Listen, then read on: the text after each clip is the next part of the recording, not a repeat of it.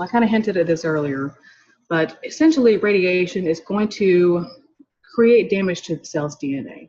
And because that particular beam of radiation is targeted exactly at that cancerous tumor, and we're talking to the nanomillimeter degree, they actually do a series of tests and scans to determine the exact point and the exact position that you need to be in, so they can make sure radiation is only impacting that particular area. In some cases, they're treating something as small as 3 millimeters. That's tiny. And if you were to move, for example, or they were to miscalculate where that tumor was, they could really cause a lot of damage and miss the cancer altogether. They typically will do tattooing, actually, do a little tiny dot where the tumor is located based on your position under the linear accelerator. And that's where they'll be administering that radiation on a regular basis.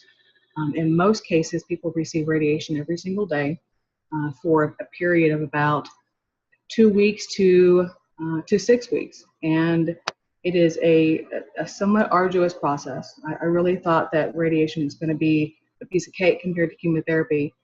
And radiation kicked my butt. I did radiation for 6 weeks every day of the week.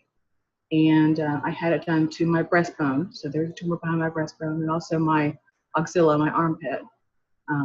The skin was gone. There was no skin left. It was red. It was bloody. It was horrible.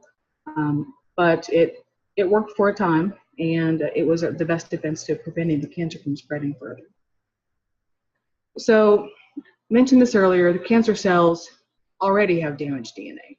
So if we apply radiation to a cancer cell, it can't repair itself. So the idea behind radiation is that we damage the cell's DNA, it doesn't have the ability to repair itself, thereby it dies. And in most cases, that is what happens.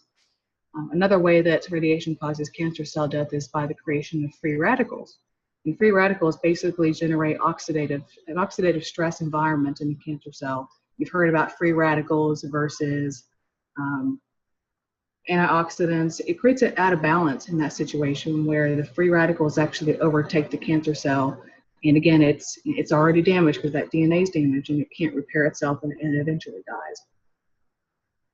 We mentioned this earlier, talking about the radioactive iodine with thyroid cancer cells. So in some cases, the cancer cells will actually absorb the radioactive material. They'll take the bait, and they will die as a result of that. So that's a really effective way to treat a lot of cancers that do incorporate the radioactive material as a way of functioning.